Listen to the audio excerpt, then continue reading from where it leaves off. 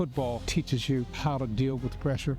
It teaches you how to get along in a team situation. But the most important thing that football teaches you is how to get up once you get knocked down. The opportunities that football presents to your son or daughter is going to allow them to achieve the success that so many have done. It's a sport that transcends all of sport. It brings people together. For those of us who chose to play, we're permitted to play, and our families that were involved in it. It's community right there. There's so many things I've learned so much from football that I can apply to life.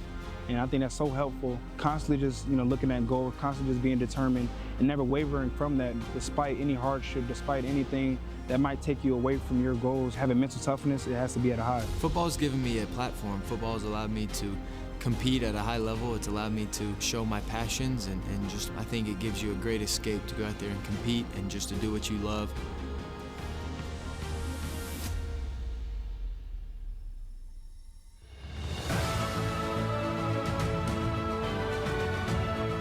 Distinguished guests, welcome to the 67th National Football Foundation Annual Awards Dinner, presented by Las Vegas. Please welcome our dais. NFF President and CEO, Steve Hatchell.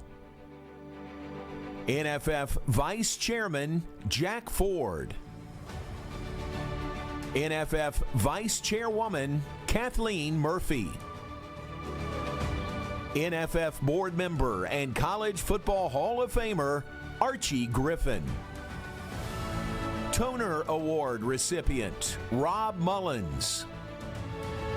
Representing Schenkel Award recipient Lee Corso, Nick Dawson, Vice President of Programming and Acquisitions at ESPN.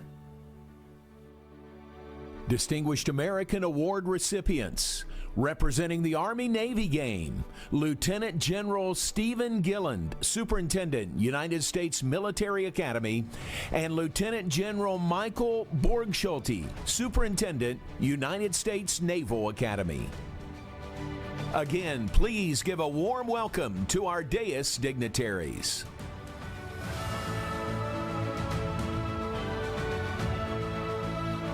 Please welcome the 2025 National Scholar Athlete Class, presented by Fidelity Investments.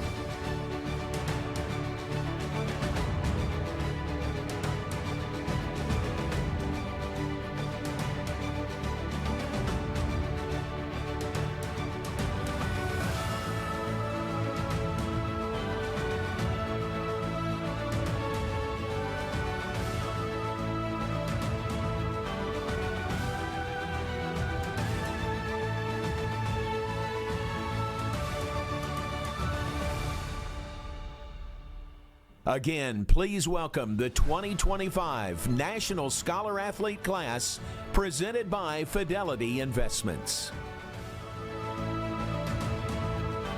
And finally, the moment you have all been waiting for, the 2025 College Football Hall of Fame Class.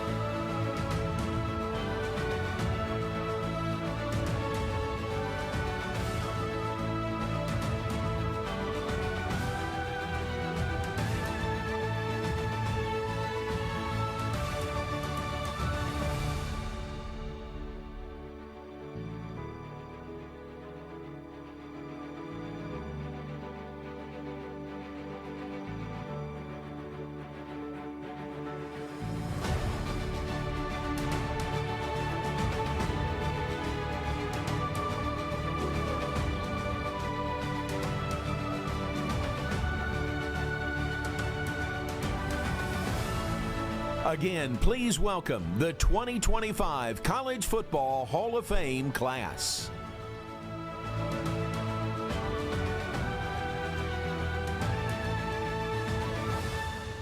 Please welcome NFF Chief Operating Officer Matthew Sine. Ladies and gentlemen, good evening, happy holidays, and welcome to the Bellagio Resort and Casino in fabulous Las Vegas. On behalf of the National Football Foundation Board of Trustees, thank you for your support of our programs and initiatives that promote and protect the game. And now, without further ado, let's meet the greatest of the great, the returning members of the National Football Foundation College Hall of Fame. From the University of Tennessee, captain of the 1998 National Championship team, linebacker Al Wilson. The coach of that 1998 National Championship team, Coach Phil Fulmer, University, Tennessee. From LSU, defensive tackle, Glenn Dorsey. From Chico State and the University of Oregon, Coach Mike Bellotti. From the University of Toledo and the University of Missouri, Gary Pinkel. From the University of Oklahoma, center Tom Brahaney. From Ashland University, linebacker Bill Royce. The host of the National Football Foundation Good in the Game podcast. From Penn State, linebacker LeVar Arrington. National championship winning quarterback from the University of Nebraska, Tommy Frazier. Heisman Trophy winning running back, Bowling Green head coach from The Ohio State University, Eddie George. He is one of 4 members of the College Football Hall of Fame to be inducted as a player and a coach.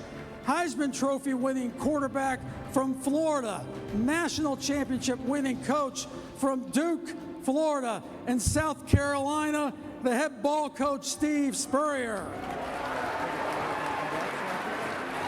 National Football Foundation board member, the SWAC Player of the Year over Walter Payton, center from Alcorn State, Dr. Dennis Thomas.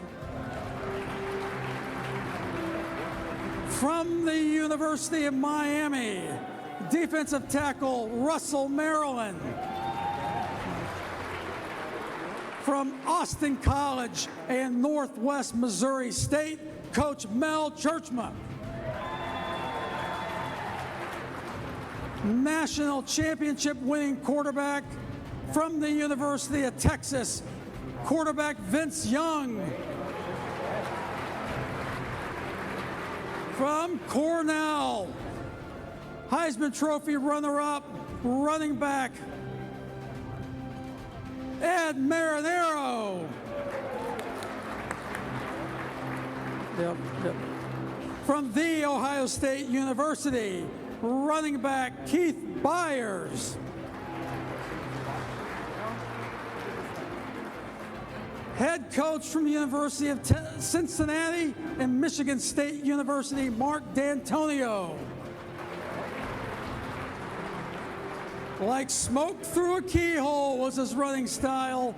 Running back from the University of Oklahoma, Joe Washington. He coached the Sooners to 3 national championships. The King from the University of Oklahoma, Barry Switzer. From the University of Minnesota, also a National Football Foundation scholar athlete, Bob Stein. Defensive back from the University of Texas, Johnny Johnson. Wide receiver from Illinois Wesleyan, Chris Basilian. The first kicker elected to the College Football Hall of Fame from the University of Georgia, Kevin Butler. A safety from the University of Arizona, Chuck Cecil. From Stanford University, quarterback John Elway.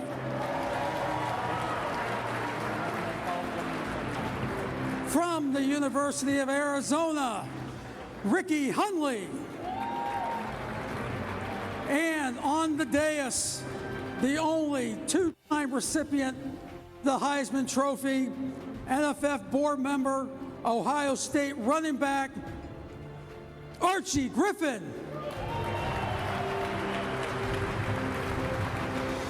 Ladies and gentlemen, another round of applause for your College Football Hall of Famers.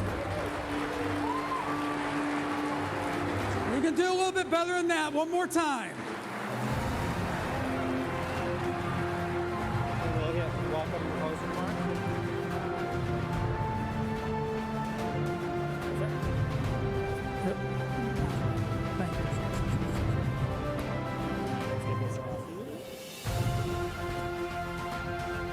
Please welcome tonight's Master of Ceremonies, a former defensive back from the University of Tennessee, from CBS Sports and the NFL Network, Charles Davis.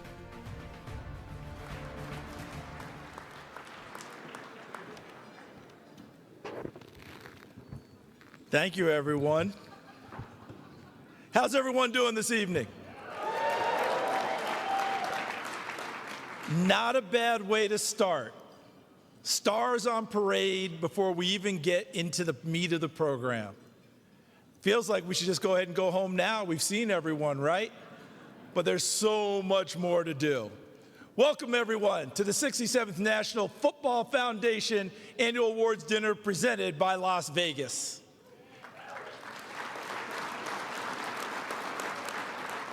Can you believe it? The 67th annual.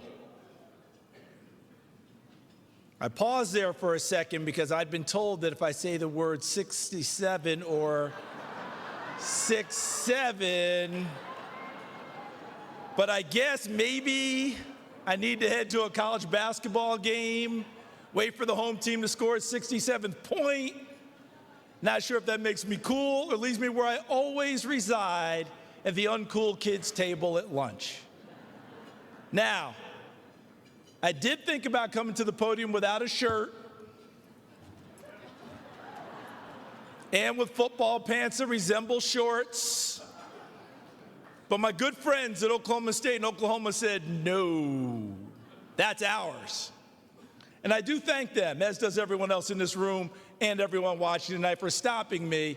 Ladies and gentlemen, crisis averted. So, let's get to it, because tonight is a celebration of all that is good about our sport.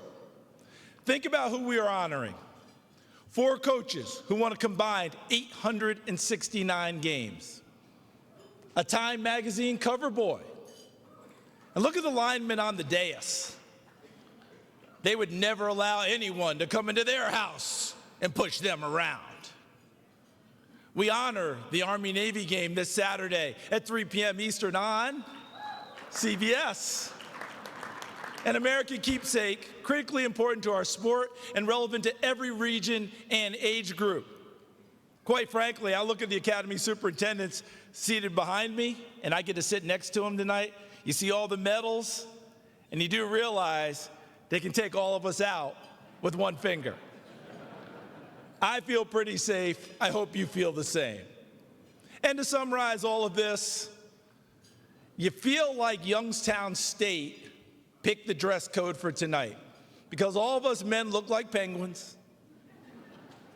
but I do think we look marvelous, as Fernando Lamas used to say, especially my darling and beautiful wife, Lisa. Lisa, you're at table 25. Please stand and be recognized.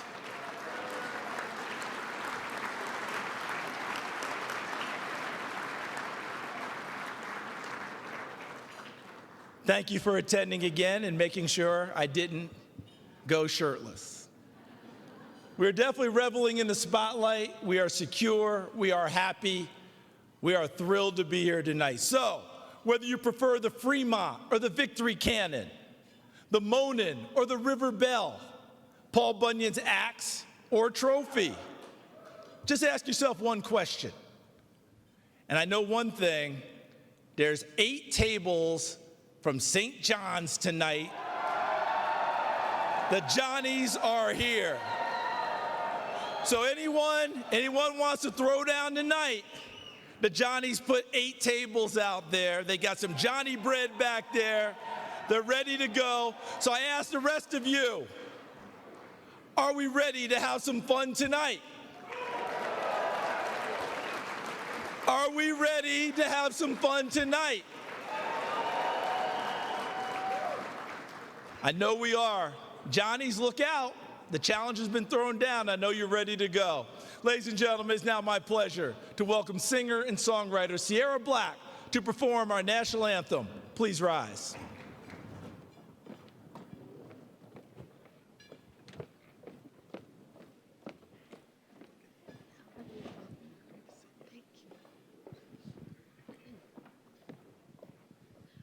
Oh, say, can you see by the dawn's early light what so proudly we hailed at the twilight's last gleaming, whose broad stripes and bright stars through the perilous fight o'er the ramparts we watched were so gallantly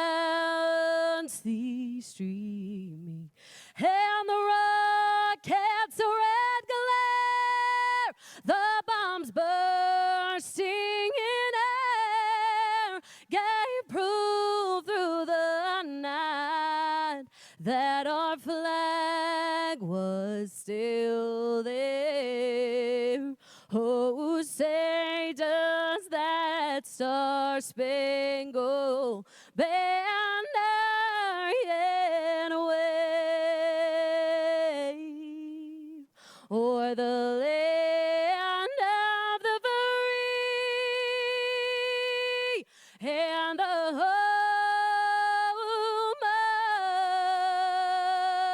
of the brave?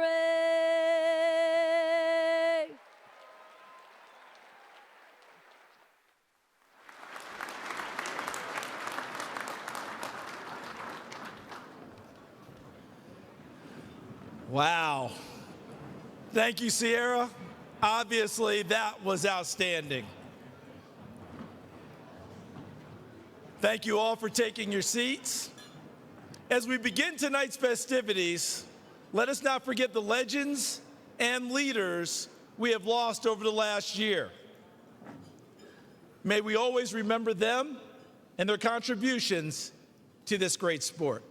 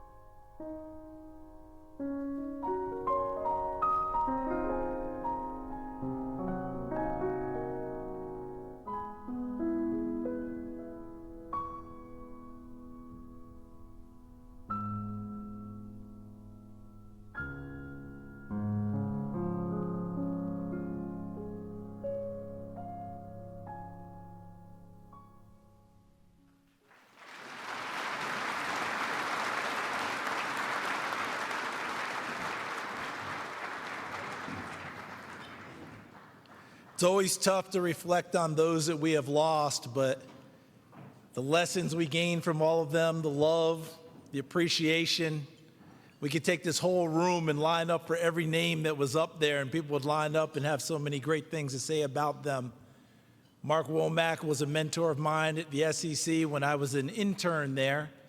Miss him terribly, as was Commissioner Roy Kramer, who we just lost a few days ago, who's instrumental for so much of what's happening in college football. And to keep myself from getting misty, I'll just give you a quick one about Commissioner Kramer that hopefully will lighten the mood a little bit. As a mentee, I was always at his side and at his knee and listening and learning as we went along. And then I got into broadcasting. And I was a sideline reporter for Jefferson Pilot at a University of Kentucky home football game.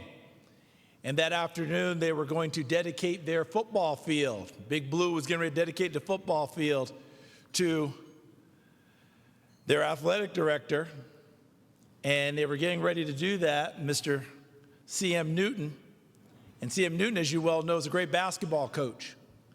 And we were standing down there talking right before they called Commissioner Kramer out to help dedicate the field. And he leaned in next to me and he goes, "Charlie, only at Kentucky would they dedicate the football field to a basketball coach."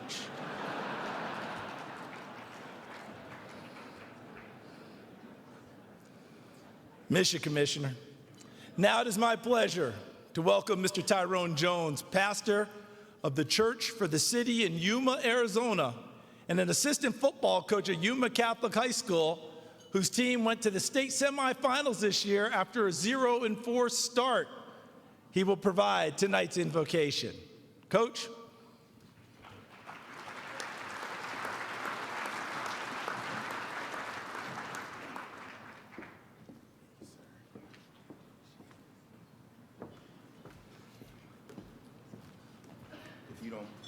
If you don't mind standing with me. Some hurts. Coach.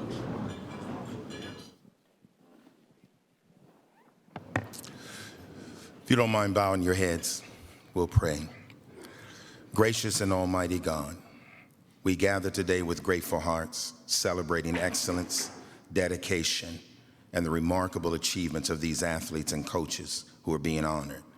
We recognize that every gift, every talent, every moment of greatness displayed on the field has its source in you. As your word reminds us, every good and perfect gift is from above, coming down from the Father of lights. Today, we acknowledge that the abilities, discipline, leadership, and resilience that shaped these Hall of Fame careers were first gifts from your hand.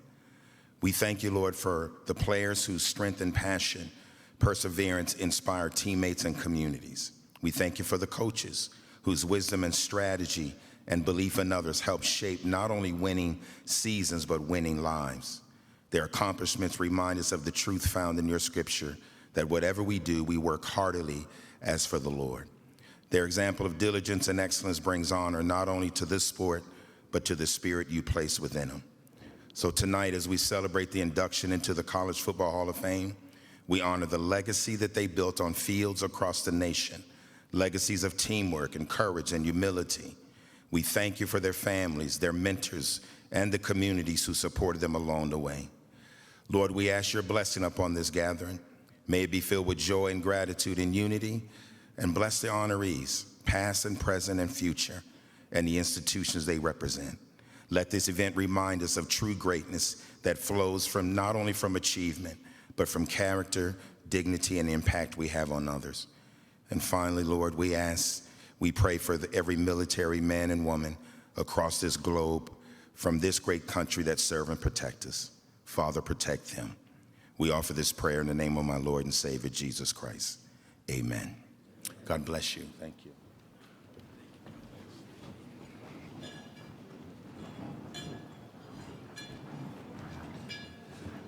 Thank you, Coach.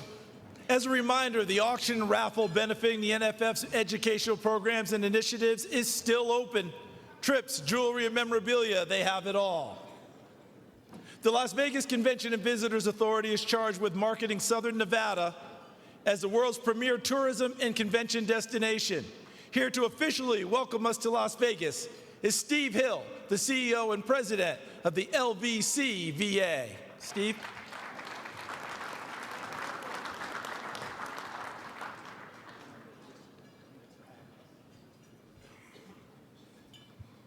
Good evening, everyone. Welcome back to fabulous Las Vegas. We are honored to have you again this year. I took a couple of things away from Charles's opening remarks. One is, if I get in trouble up here, all I have to do is say St. John's, and I'm going to get...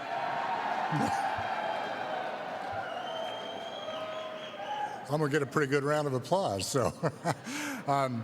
The other is, I'm not sure that Charles should jump to the conclusion that we don't want him to come out here without a shirt. So what do you think, everybody?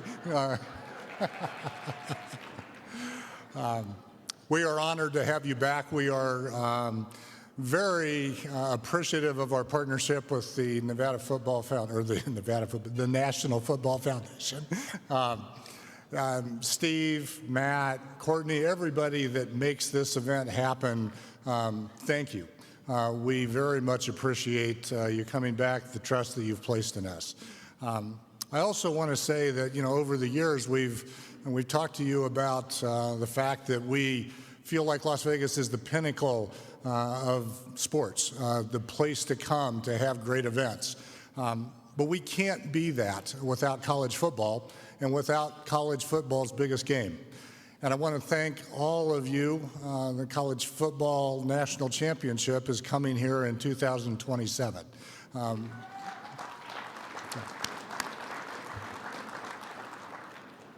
We're exceptionally excited about that. We wish Miami all the best. We're excited to be a part of the handoff ceremony that will happen next month. But rest assured, we are already working to make 2027 a great event for all of you. Thank you for your trust in allowing us to host that event 13 months from now. I want to congratulate the inductees here, the honorees. What you have accomplished is accomplished by so few. You're an inspiration. We appreciate the opportunity that you've provided us to celebrate with you this evening. I wish all of you a great evening. Enjoy your time in Las Vegas. Thank you.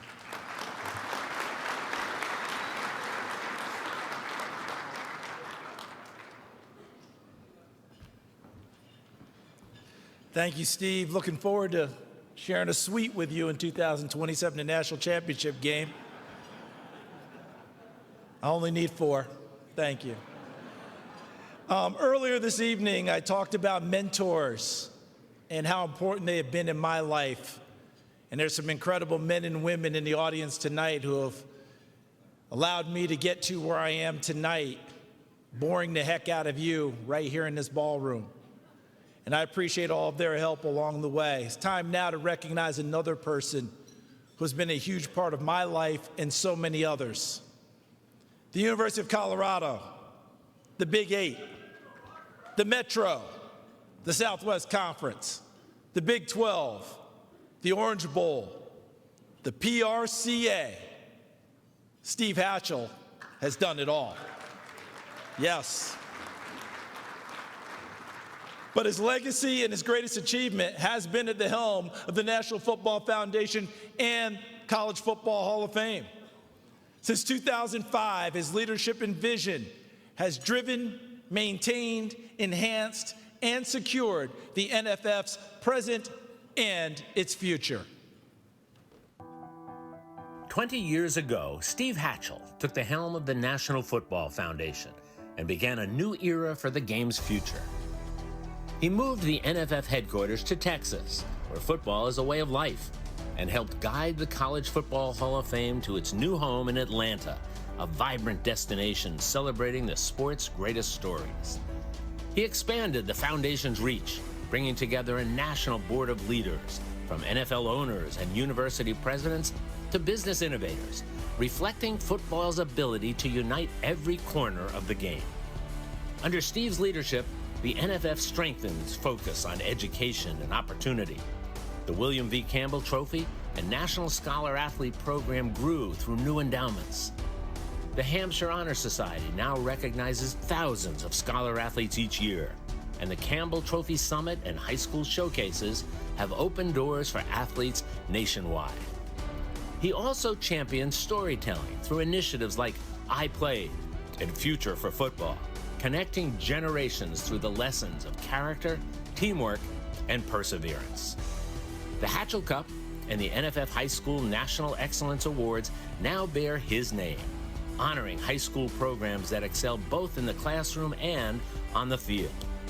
And each December, as the NFF dinner shines from its new home in Las Vegas, the celebration of football's best continues to reflect Steve's vision.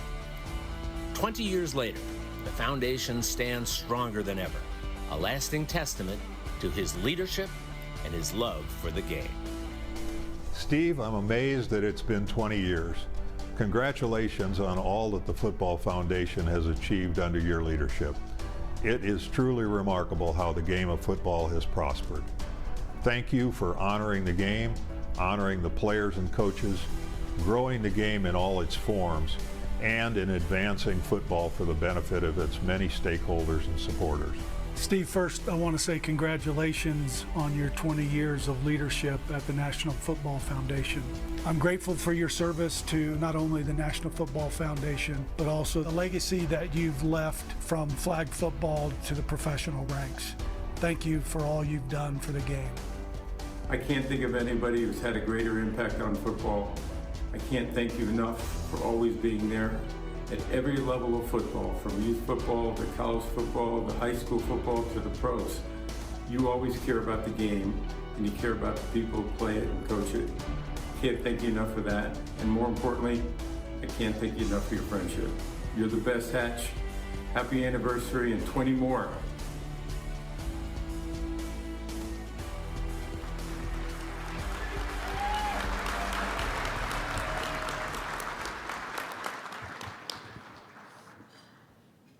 Well, I have nothing to say. That was a surprise. That was a surprise. And so thank you to everyone that contributed to that. I'm very, very honored. I'm the one that's blessed to have the opportunity to have this job. And it was Chuck Ninus and George Steinbrenner, John Toner that wanted me to come and take this job. And we had a lot of fun right from the start.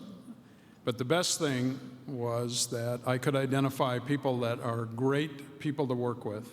And so with our staff, Matthew Sine, Hillary Jeffries, Courtney Archer, there's only 8 people that run the National Football Foundation. They're great people. And Phil Marwell, David Sanders, Debbie Ockel, wonderful people. So I'm here because of all of the great work that they do, and our board has allowed us to go and do things for football. And I can't use the language that George Steinbrenner would use when he called and he'd ask me, "How you doing?" "Don't slow down," is what he would say. Now, there's some other expletives in there, too, that were pretty dramatic.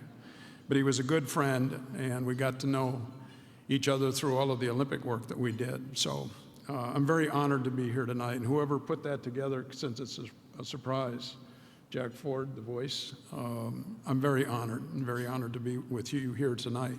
And I did have a job, and I have some awards to present. So I think we should get on with that, don't you think? All right, we'll get started here.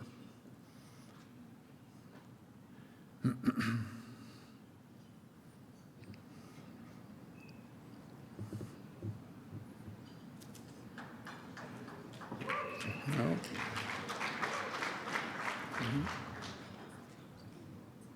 What's that? Oh, we do them in a second. We're going to do the MEACs. Okay. God bless you. Ladies and gentlemen, Mr. Steve Hatchell.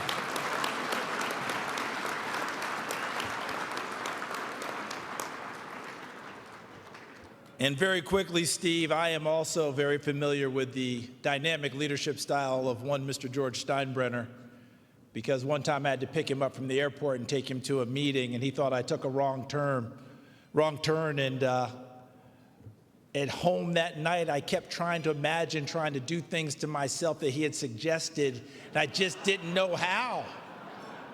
Just didn't think it was possible. And so one day, I'm going to get with some people and say, if you can tell me how. Anyway, for the past 8 years, the NFF has partnered with the Mid-Eastern Athletic Conference to reveal the league's offensive and defensive players of the year as part of the events surrounding the NFF annual awards dinner. The announcement was made earlier today by MEAC Commissioner Sonia Stills. The MEAC Defensive Player of the Year is defensive back Jared Washington from South Carolina State University.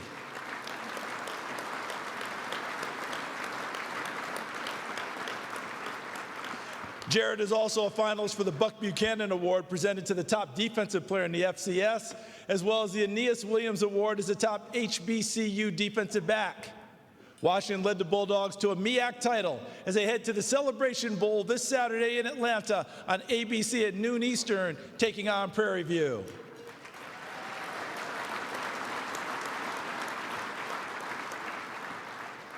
Jared and his family will be adding a new wing to their house for all the hardware he's getting this year. The MEAC Offensive Player of the Year is North Carolina Central quarterback Walker Harris.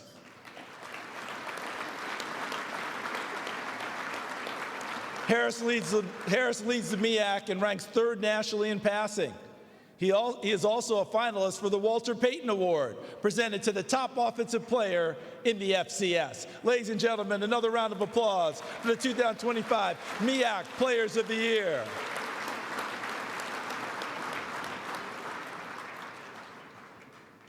Founded in 1958, more than 12,000 people in 47 states and 120 communities across the country make up the membership of the NFF chapter system. These men and women are committed to promoting and protecting the game of football at the grassroots level, reaching more than 500,000 high school football players at over 5,000 high schools across the country. Tonight, we recognize 5 Chapter Leadership Award recipients for their commitment to the NFF and the game itself. Representing the Northeast region and the NFF Rochester chapter is Mr. Wade Bianco.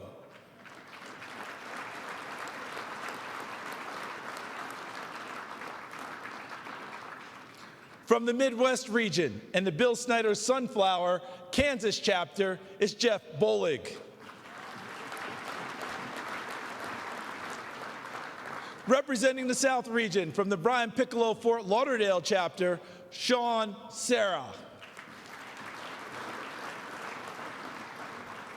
From the West region and the Southern Arizona chapter, Coach Tim Kish. And from the East region, Frank Luisi of the Nassau County, New York chapter. Congratulations to all. Brief reminder that the auction and raffle benefiting the NFF educational initiatives is still open.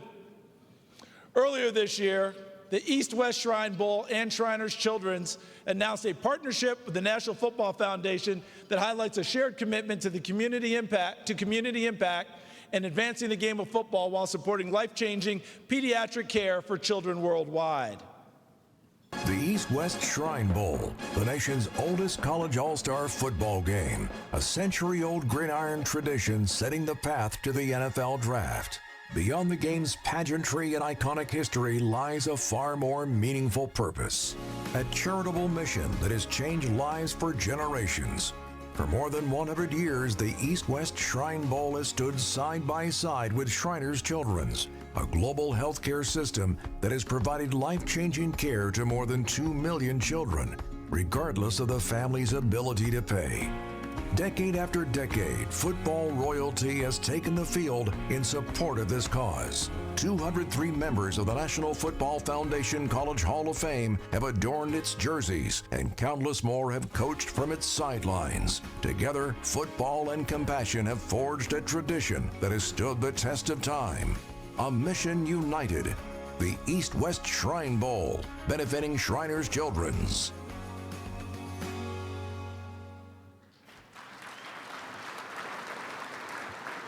Representing Shriners Children's Hospital and the East-West Shrine Bowl is their chairman of the board, Mr. Brad Kane. Joining him tonight is one of their all-star patients, Connor, a direct beneficiary of the life-changing care taking place all over the world through Shriners.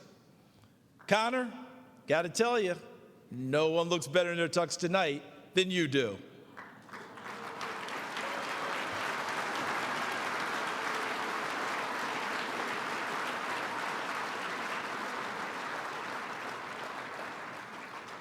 Connor, I'm going to tell you how good you look. Hey, Johnnies, how good does Connor look? That's how good you look.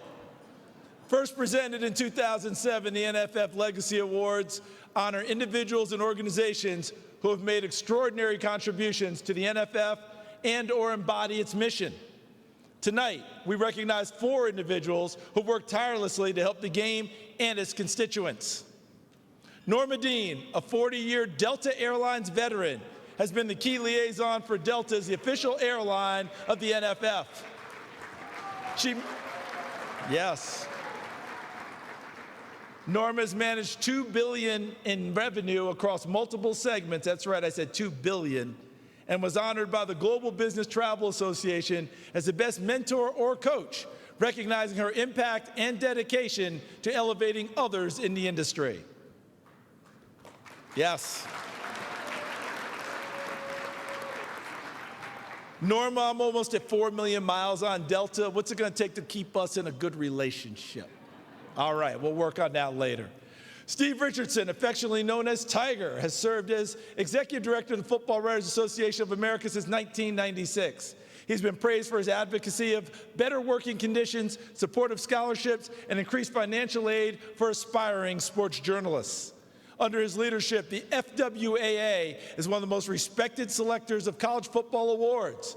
He also serves as the NFF's editorial consultant. Tiger Richardson.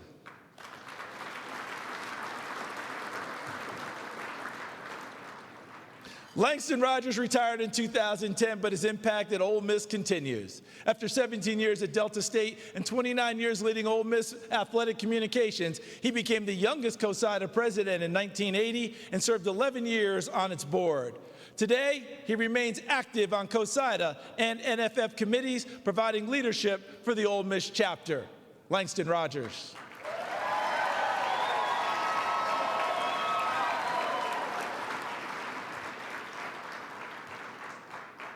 Another one along the way that helped me.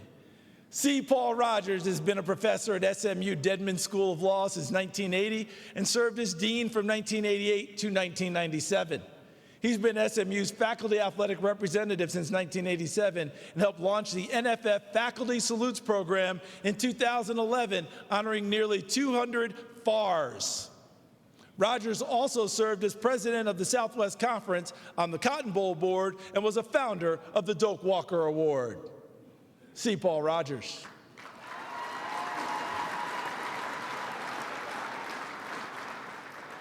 Since 1998, Gary Stokan has led the Peach Bowl as CEO and president, driving nearly $1.3 billion in economic impact for Atlanta.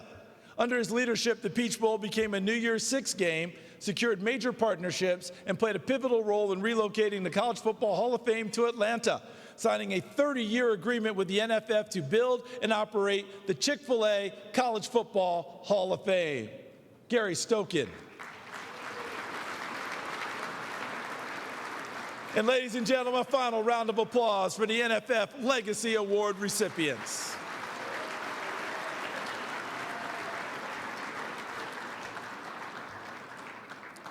The John L. Toner Award is presented annually by the NFF to recognize athletic directors who have demonstrated superior administrative abilities and outstanding dedication to college athletics, particularly college football.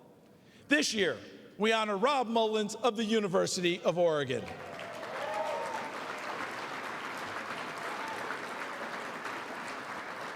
Since Rob's arrival in Eugene over 15 years ago, he has built a culture of excellence on and off the field. The football program has had a winning percentage of 77% during his tenure.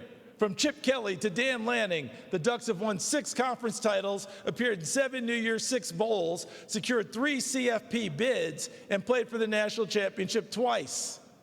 9 of Oregon's 18 NCAA championships have taken place under his watch. In the classroom, Oregon has produced 62 academic All-Americans and 3 National Scholar athletes, including Campbell Trophy winners Justin Herbert and Bo Nix. Off the field, he secured Oregon's move to the Big Ten and chaired the CFP Selection Committee. Ladies and gentlemen, the 2025 John L. Toner Award recipient, Mr. Rob Mullins.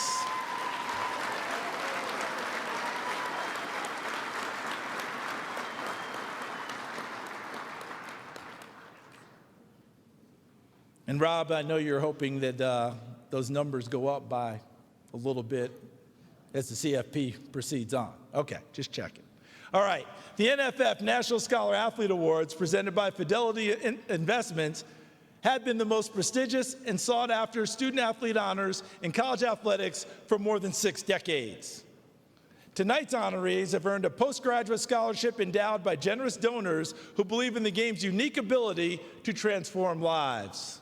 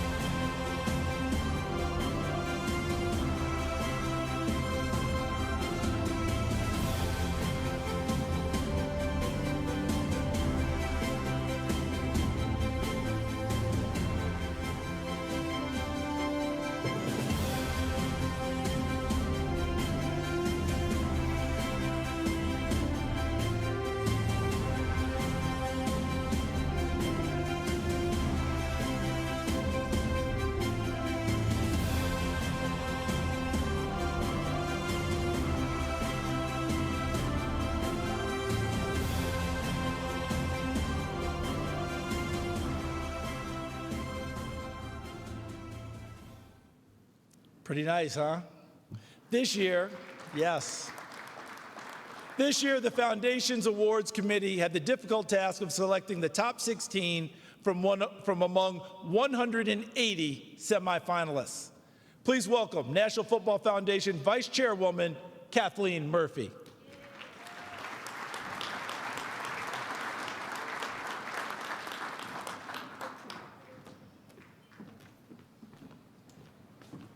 Thank you, Charles, and good evening. It is my distinct pleasure to introduce to you the 2025 National Scholar Athlete Class presented by Fidelity Investments.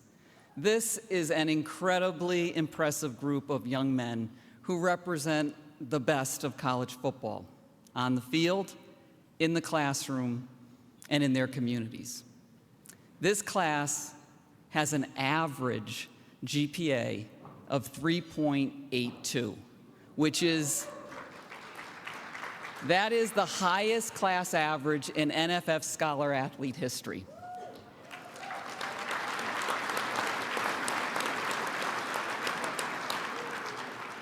All 16 have served as captains. 8 have already graduated, including 2 who have also earned a master's degree. We have 6 academic All-Americans and 6 All-American players.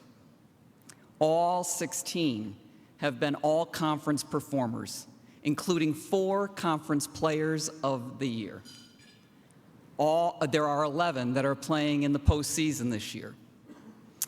So let me introduce you to each member of this distinguished class. A wide receiver from DePaul University and the NCAC Offensive Player of the Year, Ravi Valentine.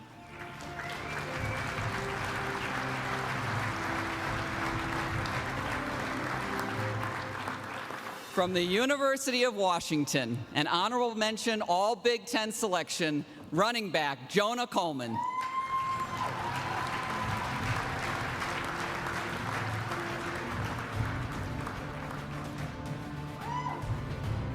The Patriot League Football Scholar Athlete of the Year, who set the Division I record for career tackles from Fordham University, James Conway.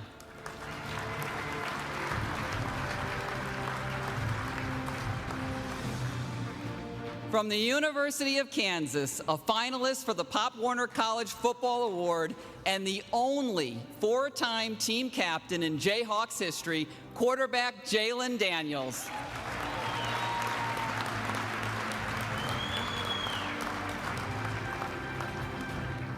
He earned first-team All-GAC honors as both a safety and as a return specialist from Harding University, Ty Duggar. Unfortunately, Ty could not be here tonight as he is playing in a postseason game. From the University of Iowa, a finalist for the Pop Warner College Football Award and a second-team All-Big Ten selection, defensive lineman Aaron Graves.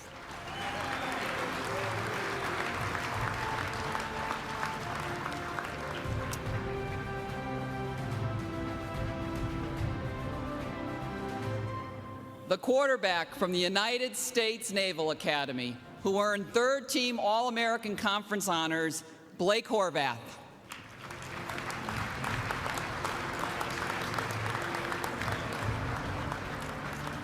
Blake could not be here tonight as he prepares to face another one of our Scholar Athlete honorees in this weekend's Army-Navy game. From Austin Peay State University, the reigning United Athletic Conference Scholar Athlete of the Year, All-Conference offensive lineman Chandler Curtin.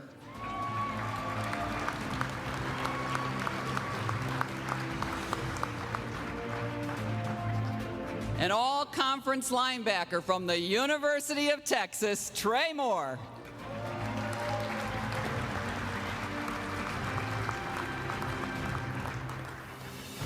From the University of Buffalo, a first-team All-MAC linebacker who ranks second in the nation in tackles, Red Murdoch.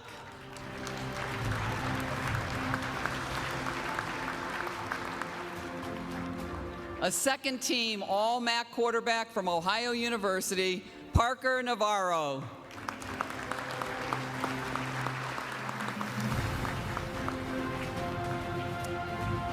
The Big 12 Football Scholar Athlete of the Year and an honorable mention All Big 12 selection from Baylor University, quarterback Sawyer Robertson.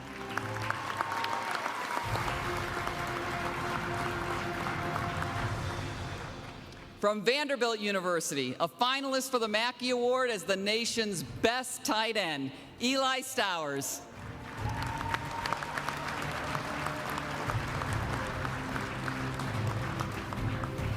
the two-time NSIC Offensive Player of the Year, and a finalist for the Harlan Hill Trophy from Minnesota State University Moorhead, quarterback Jack Strand.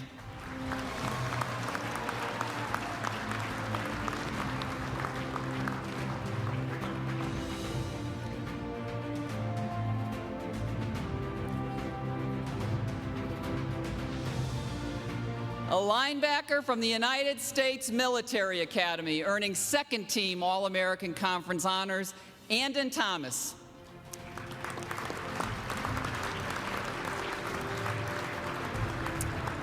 Andon also could not be here tonight as he prepares to take on Blake Horvath and Navy in this weekend's Army-Navy game. And finally, the reigning NAIA Player of the Year, who just earned his third straight Hart North Player of the Year recognition, the quarterback from Grandview University, Jackson Waring.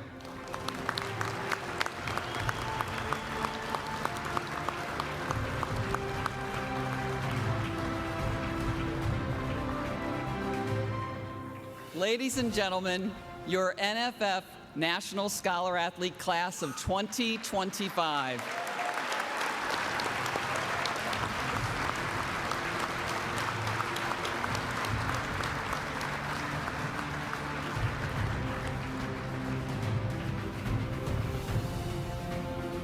Now, as a member of the NFF Awards Committee, I can tell you firsthand how proud we are to highlight this incredibly accomplished group of National Scholar Athletes. I can also attest to what we often refer to as the delightful dilemma that we undertake in trying to select just one of these impressive individuals to be the best of the best. To announce the recipient of the William V. Campbell Trophy, please welcome Emmy Award-winning journalist, former Yale football player, and NFF Vice Chairman Jack Ford.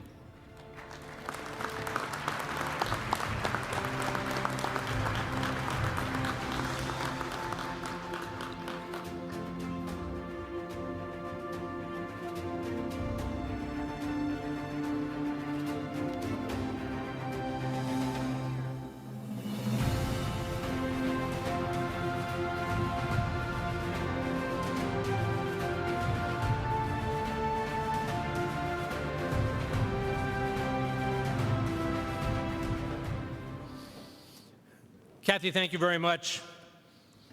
Since 2011, the NFF's partnership with Fidelity Investments has played a pivotal role in our efforts to promote the scholar-athlete ideal. So we cannot thank them enough for their commitment to higher education, their longtime support of the NFF Scholar-Athlete and Faculty Salute programs.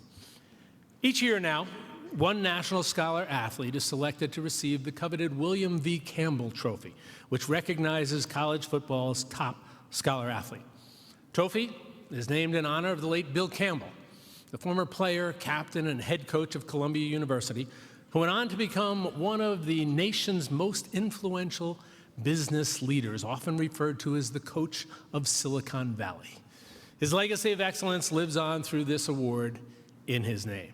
I want to mention that we are delighted to have joining us tonight two former recipients of this award. I ask you to stand up when I call your name. The University of Virginia's Dr. Thomas Burns, the 1993 winner.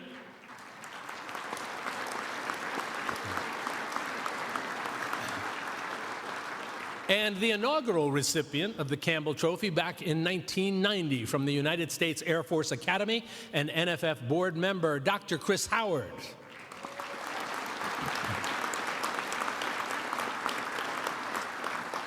Gentlemen, welcome back. Thank you for joining us again.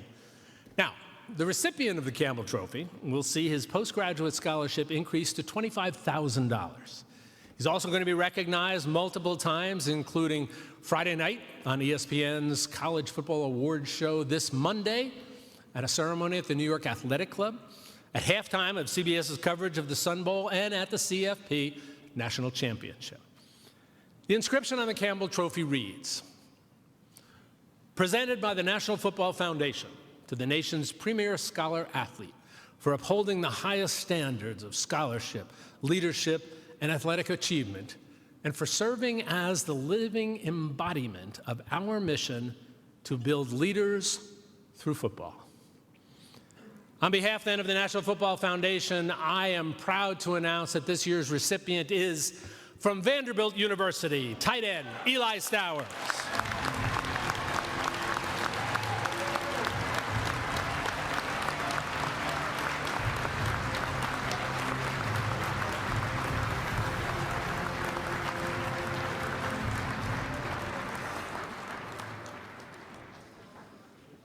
Wow. I just want to say thank you so much just for this opportunity. Bear with me, I'm still feeling a little under the weather, so I'll try to make this quick. But it's just a blessing, such an honor just to be able to experience this, be in the presence of the people up on the stage. And just thank you so much to the NFF for giving me the opportunity to experience this. I mean, it's a once-in-a-lifetime moment, and I'll never forget this. I also want to thank my parents. They're here somewhere, but just thank you so much to y'all for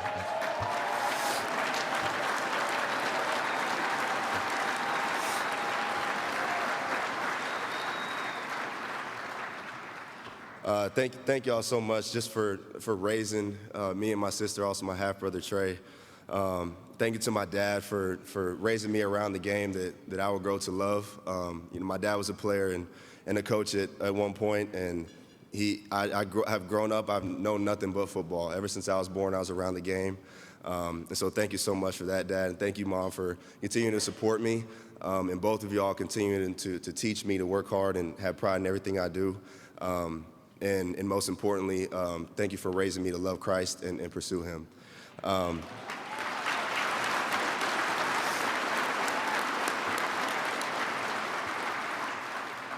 I also want to say thank you to my girlfriend, Annalena. She's here somewhere as well. I don't want to embarrass her. She gets embarrassed, but she's been with me through my whole journey in college. She's been my rock, been supporting me. No matter where I was at, I started off at Texas A&M, College Station, Texas, New Mexico State, and Las Cruces, New Mexico, and now here in Nashville, Tennessee, and at Vanderbilt University. She's been there supporting me through it all, so I thank you so much, Annalena. Next, I want to thank all the coaches that gave me an opportunity to play this game. Thank you to Coach Fisher and his staff at Texas A&M for giving me the ability to pursue my dream. Coming out of high school, I was a quarterback, and that was my dream as a young kid to play quarterback at an SEC school, and they gave me that opportunity. So thank you to them. And then after dealing with injuries, never getting on the field there, thank you to Coach Kill. I know Coach Kill is here, Coach Beck, for giving me the opportunity to go to New Mexico State and play my dad's alma mater. Just giving me the opportunity, whether I had no film or whatever it was, giving me the opportunity to continue my career. And then ultimately allowing me to make that transition to tight end, the position I play now. I wouldn't be here without y'all, so thank you so much. And then finally, everybody at Vanderbilt University, Chancellor Dearmeyer, our athletic director, Ms. Candace Lee, and then obviously our head coach, Coach Lee. And then I know we have some other coaches here, Coach Lee Pack, Coach Flass is in here, my other tight end coach, Coach Beck, our OC. Thank you so much just for taking me in to Vanderbilt and giving me an opportunity to play at a high level in the SEC, and teaching me how to play a position that's brand new to me. I've grown so much as a player and as a person because of y'all, so thank you so much. And then finally, and most importantly, I just want to thank God, and for most importantly, sending Christ down to die for us, and living a perfect life that we couldn't live, and defeating death, proving that He was God and giving us the free gift of salvation through that. So thank you for that, God, obviously. If you have not given your life to Christ, make that decision. It's the most important decision, the best decision you'll ever make. So.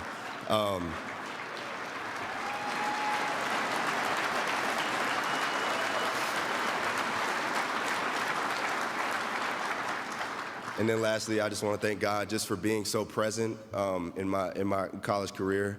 Bible talks about how we may not know now what God's doing, but later we'll understand, and that's more apparent now in my life than it ever has been. Coming out of high school, if you would have told me that I'm playing tight end at Vanderbilt University and we're having a 10-win season, I would have thought you were crazy. But you know, God works in mysterious ways, and that's never been more apparent. So thank you, God, and thank you all for your time. Thank you.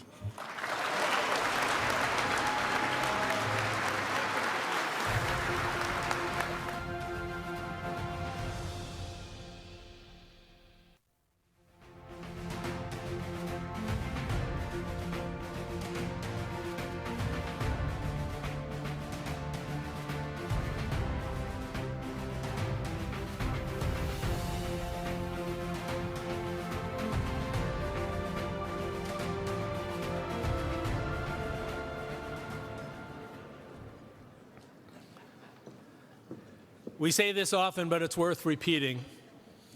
In the face of these young men, anybody who ever has a doubt about the value of this great game of college football and the qualities of the young men it produces, all you need to do is spend about a minute with any of these young men tonight. So once again, congratulations to all of them.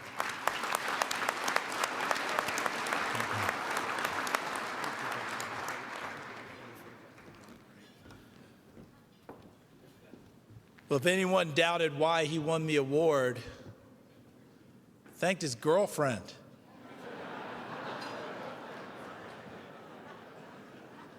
If that doesn't win you a Campbell Trophy, I don't know what will. Ladies and gentlemen, it's time for dinner. Enjoy. And one more hello. Hope everyone enjoyed dinner. Hope you enjoyed your time visiting with friends, making new friends. I visited with the Johnny's tables. So that part was good.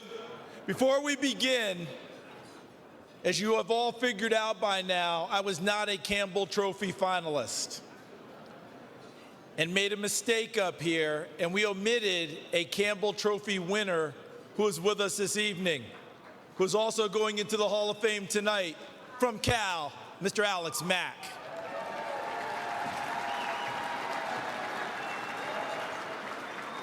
It had nothing to do with how many times you glared at me, Alex. We did figure it out. My apologies.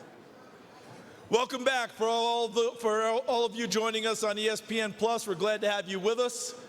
Before we continue with tonight's festivities, it's time for the moment many of you have been waiting for, our grand raffle drawing. As you know, one lucky winner tonight will walk away with their choice of an extraordinary travel package.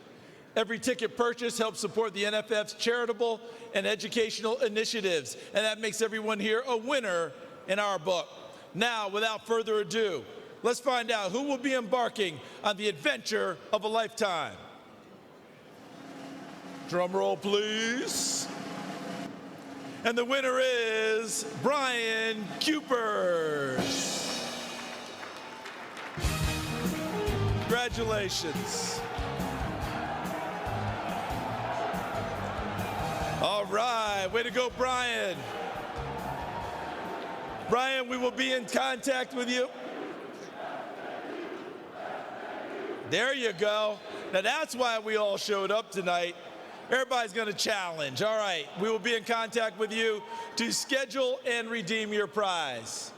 And now, without further ado, let's bring up NFF President and CEO Steve Hatchell, who will announce this year's Schenkel and Distinguished American honorees. Mr. Steve Hatchell.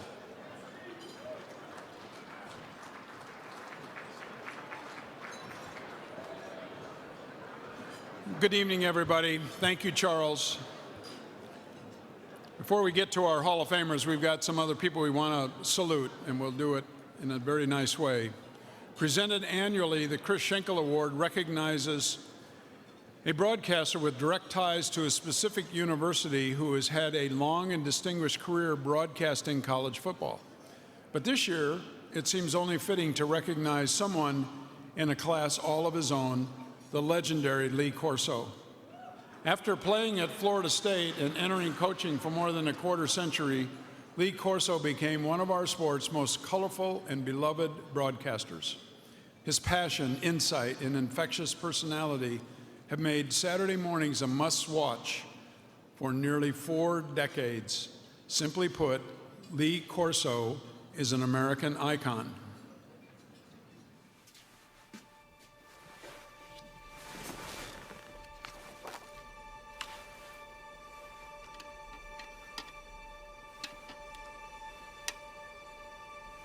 It's been said that life is a matter of choices.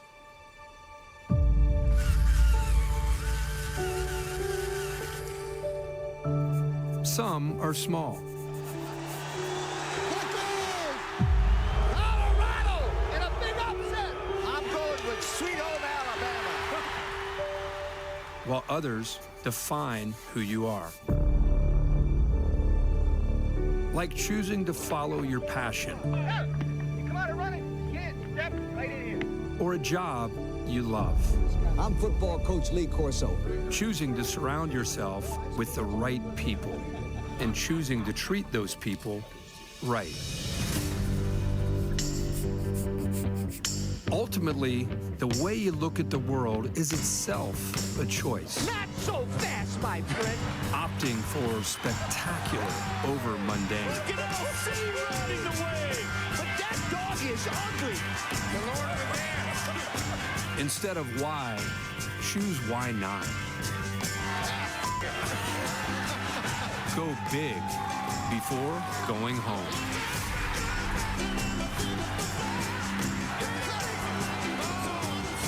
For 29 years, every game day, one choice has risen above the rest.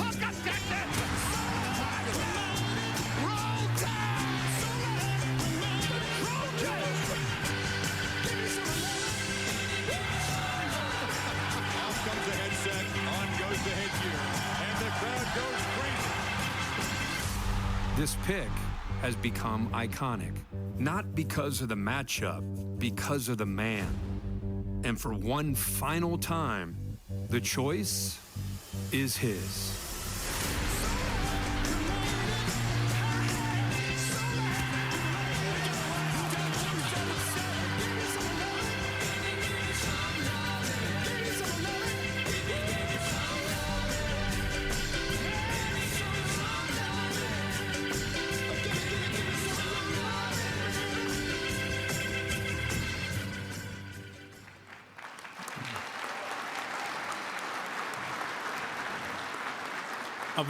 A very big thank you to ESPN, our friends at ESPN, for putting that wonderful tribute to Lee, who unfortunately is unable to be with us. Travel is tough for Lee.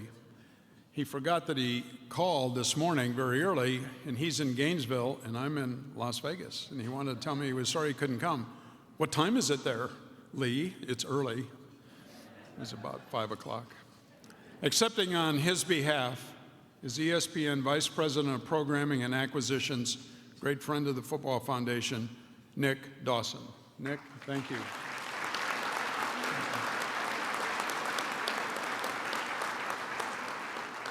Thank you, Nick. One of the NFF's most prestigious honors, the Distinguished American Award, recognizes an outstanding person or entity who has maintained a lifetime of interest in the game and has made a significant contribution to the betterment of amateur football in the United States. Few sporting events capture the heart of the nation like the Army-Navy game. On the eve of his final game at Army, the late great Navy quarterback Alton Grizzard cried, not out of sadness, but rather for his love of the game and the rivalry. He called it a tool for life. This Saturday, in the city where the words of the Star-Spangled Banner were penned, Army and Navy will meet for the 126th time. Through the tapestry of history, America's game has been a beacon of hope, helping the country navigate through the most turbulent of times and celebrate our greatest achievements. It is a microcosm of America itself. The fiercest rivals on the football field, but comrades in the arms and the field of battle. Every cadet and midshipman has raised their right hand, sworn to support and defend the Constitution of the United States. There are few traditions in sports more poignant than the singing of the alma maters at the conclusion of the game, the victors standing side by side with the vanquished, the ultimate sign of respect as a rivalry melds into unity. This game, America's game, with its foundation rooted in service and patriotism, stands alone as a time-honored punctuation mark to the regular season, a national treasure to be honored and respected. Football's greatest classic, the Army-Navy game. Welcome, everybody, to the nation's rivalry, one of the great spectacles in American sport. Everything about football has changed except for the spirit of the Army-Navy game. This game is a season. It's so special, Dick. This is a brotherhood out here. A game that feels like a bowl game, a rivalry, and a holiday. If that doesn't give you chills, you're never going to get them. There's not one person here, including yours truly, who's sure which way this game will end. Here's Reynolds again. There you go, young man. Bradshaw. Touchdown, Army. Gonna take it all the way. Touchdown, Navy. No good. Army has won it. And around to Chance Warren. He'll throw it. Got it. Touchdown. For the win in double overtime for the Black Knights. Kick on the way. It is good. Army wins. Throw is wide open, complete. Down the sideline. Touchdown. 2 on the ground and 1 through the air. This will go down in history as one of the best performances by a Navy quarterback. Go Army. Beat Navy. Go Navy. Beat Army. It's the only game where everyone playing is willing to die for everyone watching. The life of service is a constant test of your will to place the needs of your country above all else.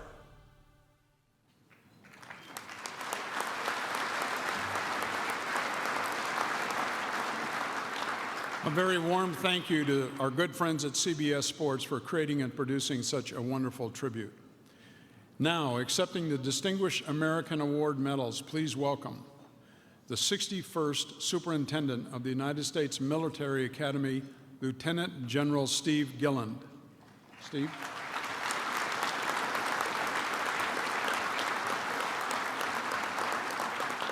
And the 66th Superintendent of the United States Naval Academy, Lieutenant General Michael Borg-Schulte.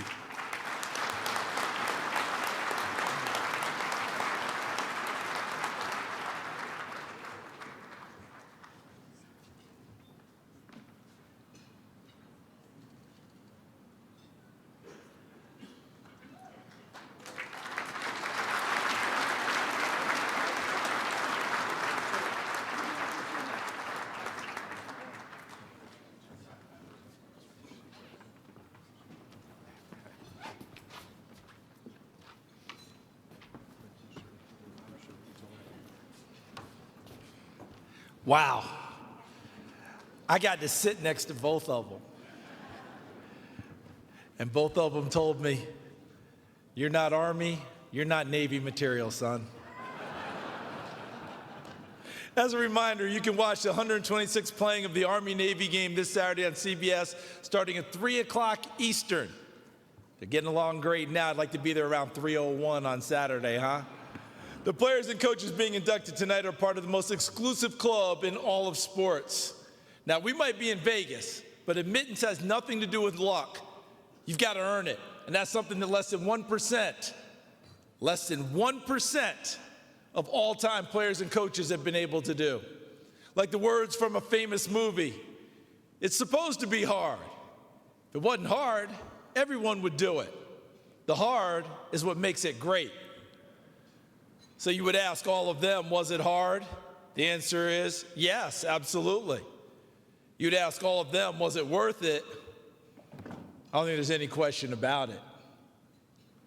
To present the 2025 NFF College Football Hall of Fame class, please welcome NFF board member and chairman of the Honors Court from the 1986 College Football Hall of Fame class, two-time Heisman Trophy winner, and one of the greatest players that's ever graced any gridiron anywhere, Mr. Archie Griffin.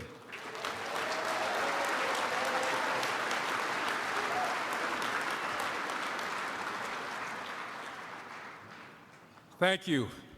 Ladies and gentlemen, it is my pleasure to introduce the players that make up the National Football Foundation College Football Hall of Fame class of 2025.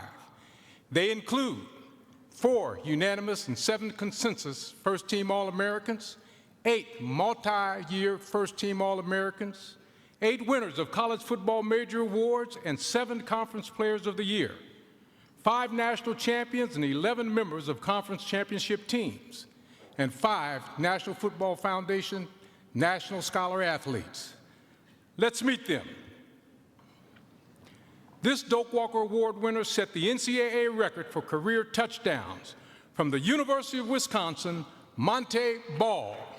Monty Ball doing what he does better than just about anybody, and that's score touchdowns. Looked like he was stopped, slip free, touchdown number 3. Here's Ball straight ahead, and he's gone. Another one for Ball. Over the middle, it's complete, and it's going to be a Wisconsin touchdown to Montee Ball. Montee Ball is the ball carrier that makes them go. He eats yards and he scores touchdowns. Ball, and Ball's into the end zone. That was too easy. Here he comes again, and it's his 4th touchdown. The handoff, touchdown, Wisconsin. Ball again. Ball for the end zone, and he's got the record. The most touchdowns in Big Ten history. Montee Ball down the sideline. Whoa, what a step on! Rugged touchdown, 57 yards.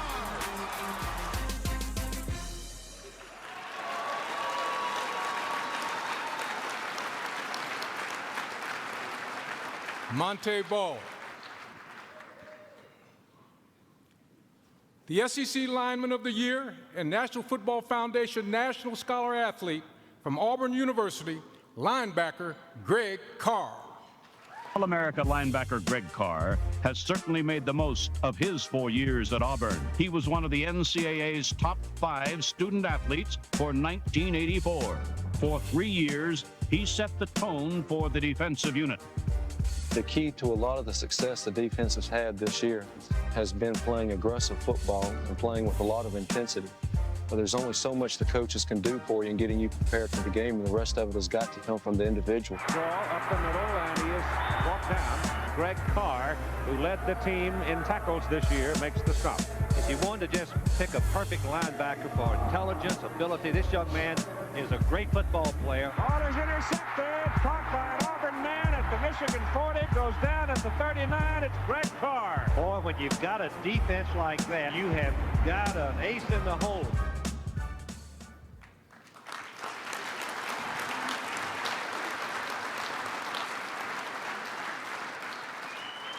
Gregg Carr.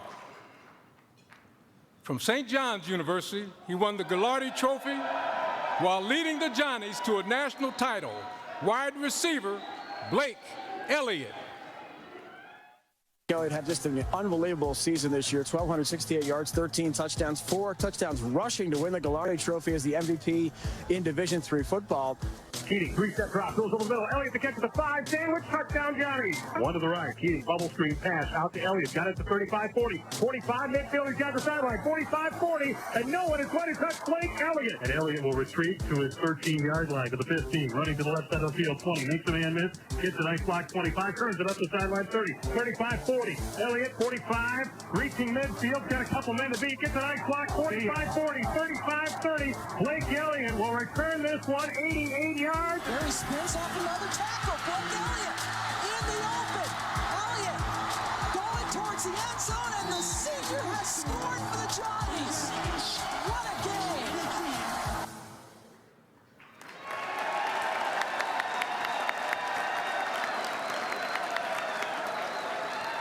Blake Elliott. The winner of both the Outland and Remington trophies, a National Football Foundation National Scholar Athlete from the University of Minnesota, center Greg Eslinger.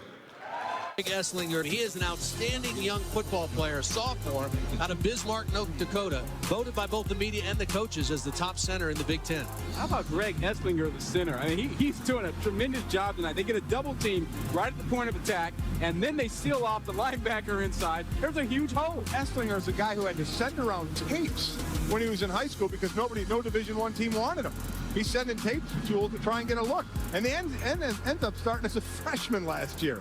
Incredible work ethic. Now, I want you to watch him, how athletic he is as he moves around here and gets the block on Jerry Mattson. Watch the center snap the ball, and then the good feet to get inside and then pin that linebacker to the inside and allow to pay to get into the end zone.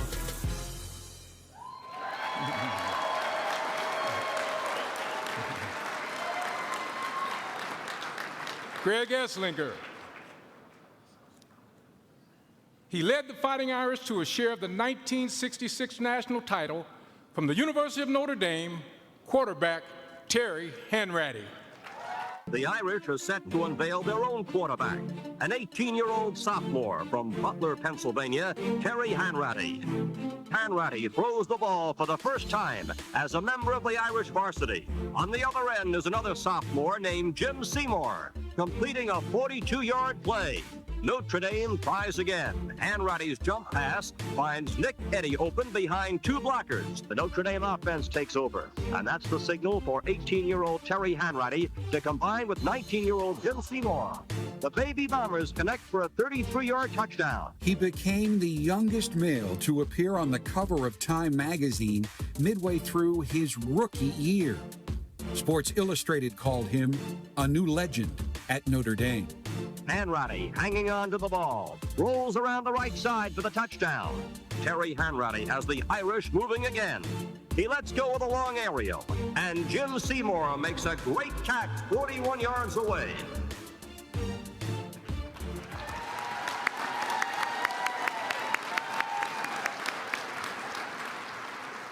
Terry Hanratty.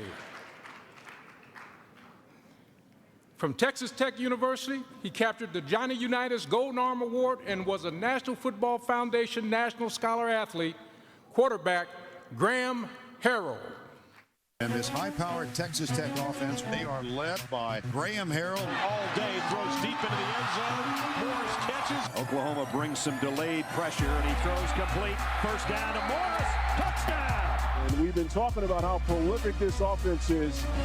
Put on your seatbelts because they like to throw it. This would be the greatest bowl comeback in the history of the NCAA.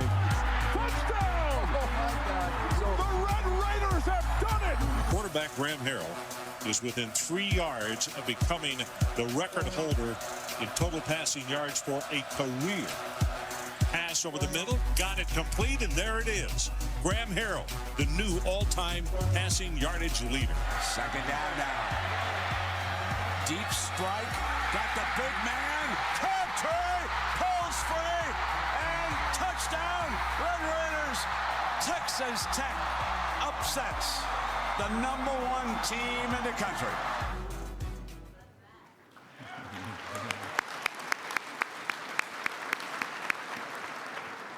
Graham Harrell, an Outlet Trophy winner and SEC Defensive Player of the Year from the University of Tennessee, John Henderson. Coming, he slips, gets up, knocked down at the 16-yard line. John Henderson is having a terrific season. John Henderson has just got it cranked up. I mean, he's a physical guy, 6'7", 290 pounds. He has not been able to be blocked consistently by one offensive lineman. Looking out, runs out, a sack back at the 48-yard line. John Henderson got time. Sack now at the 18-yard line. John Henderson came flying in there. Carter, the quarterback, faked the pitch, and he's hit as he tries to get rid of the ball. They say it's a fumble. Tennessee picks it up. Tennessee's going to run it down to the 4-yard line. John Henderson picked up the fumble. The bar to throw. He's in trouble. He fumbles the football. John Henderson made the hit, but Tennessee has it. What a play that was. Steps back, pressure. Davey sacked back at the 13-yard line. John Henderson gets in there and makes the play.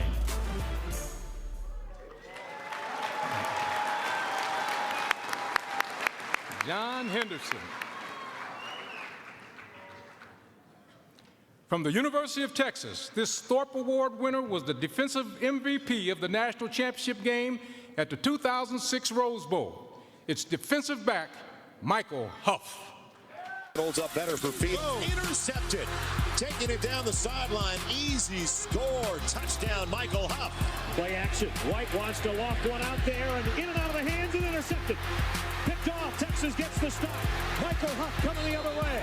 His first two low and bounce ball. End zone touchdown, Texas. Out of the gun. Interception. Right by that man all the way. Huff for the score. On cue. Touchdown, Texas. That's right. You said remember my number. And now off the offsetting. There's a toss left. Smith over the ball. Michael Huff's got it. Michael Huff. Touchdown, Texas.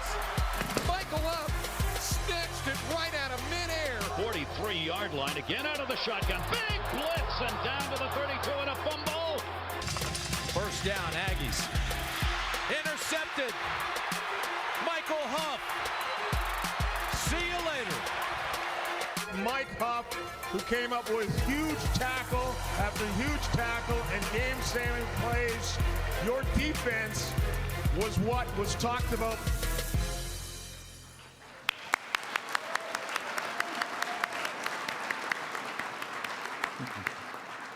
Michael Huff,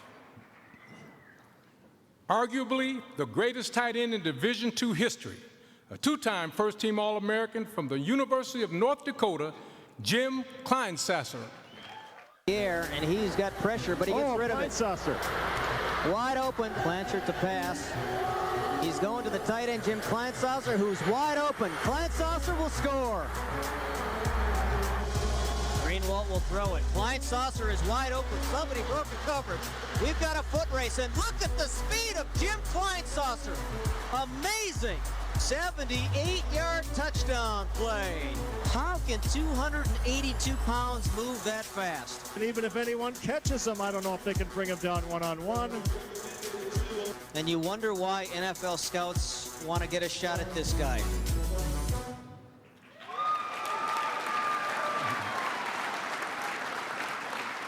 Jim Kleinsasser. This two-time winner of the Pac-10's Morris Trophy becomes the 5th Campbell Trophy recipient to be inducted into the College Football Hall of Fame. From the University of California, center Alex Mack.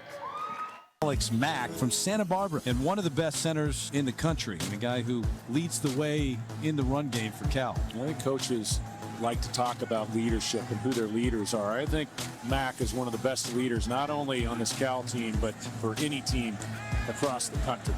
They will give it to Best, and he busts across the 20. He's to the 30, high step into the 40. He's got the rookie Tyrone Justin to meet, and he will, and he is going to gallop and go all the way in. Hey, we're just talking about Alex Mack, the fine center for the Cal Bears. Let's take you back to December 9th at the Waldorf Astoria in New York, when he received the Hanratty Award as college football's top scholar athlete. Look at the great block he gets here. And how about Alex Mack over there? Clearing out a huge lane for him. Great blocking. 500-plus yards rushing the last two ball games. Part of the reason is three-time first-team All-American Alex Mack.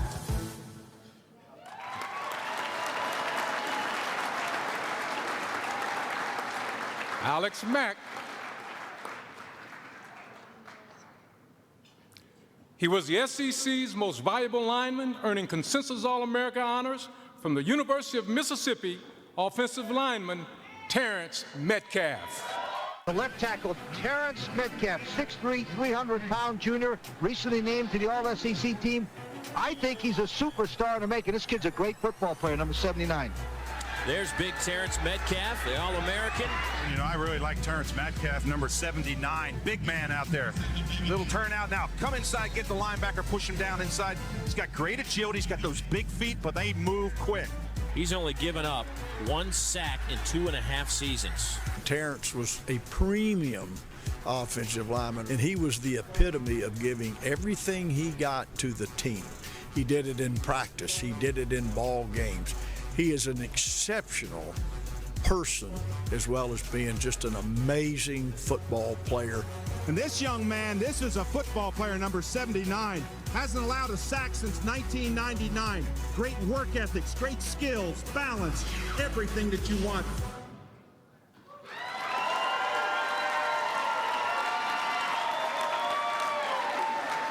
Terrence Metcalf.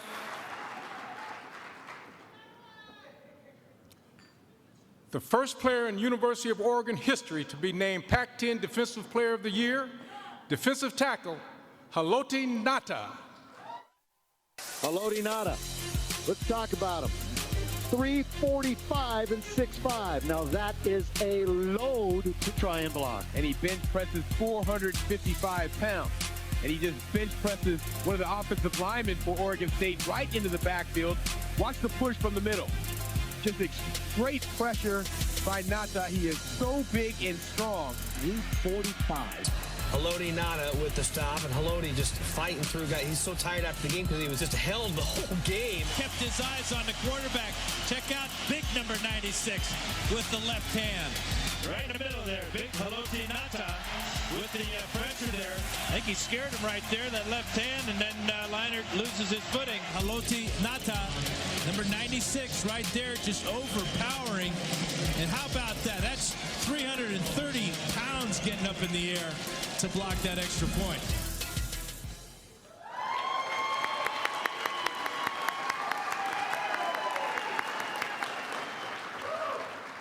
Haloti Ngata. The 2006 Sugar Bowl MVP who finished his career as the NCAA's active leader in points per game from West Virginia University, running back Steve Slaton. To turn the corner left side, he is heading to the goal line, and he's in. Touchdown, Super Steve Slaton.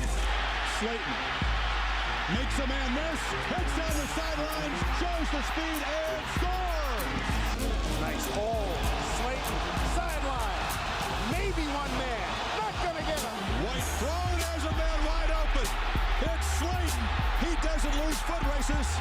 Dan Moses toss play, right side, Slaton heading in. He is into the end zone. Steve Slaton has scored 6 touchdowns.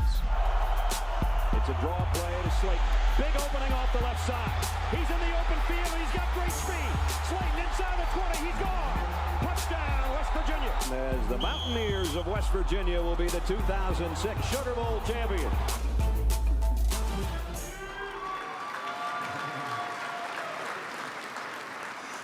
Steve Slaton, a 2-time national champion. He was a National Football Foundation National Scholar Athlete and the Big East Co-Defensive Player of the Year. From the University of Miami, linebacker Darrin Smith.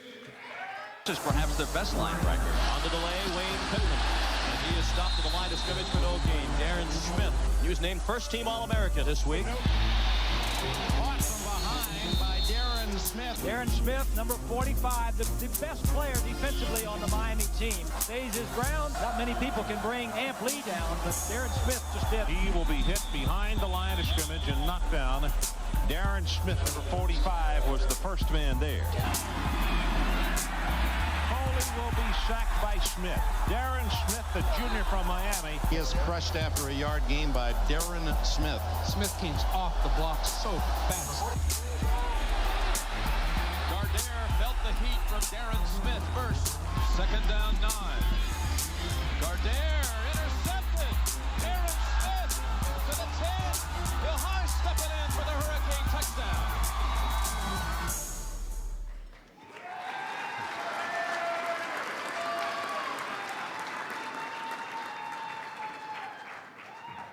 Darrin Smith.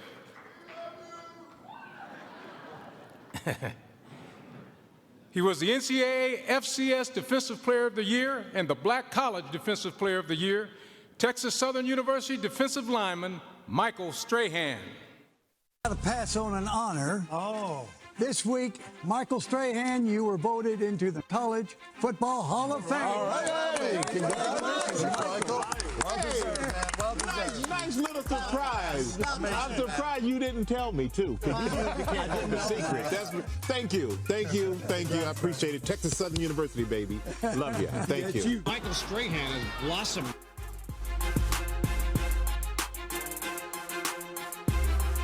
Strahan has 18 sacks this season. He grew quite a bit as far as techniques But what developed more than anything was his leadership. He could get on the guys around him, and they would accept it because he was doing it. Michael Strahan. Unfortunately, Michael could not be with us tonight due to his broadcasting obligations.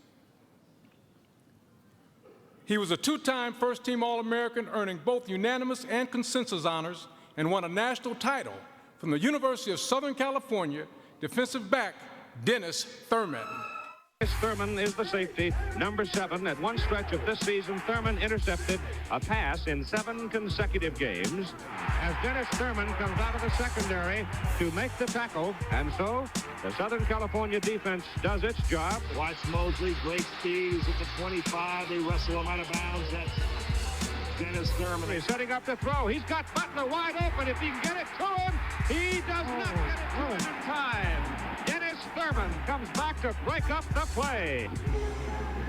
The Bruins saw a fumble, and it goes right into Dennis Thurman's hands. It's a foot race. It's going to be a touchdown. Wow. Lightning strikes. All right.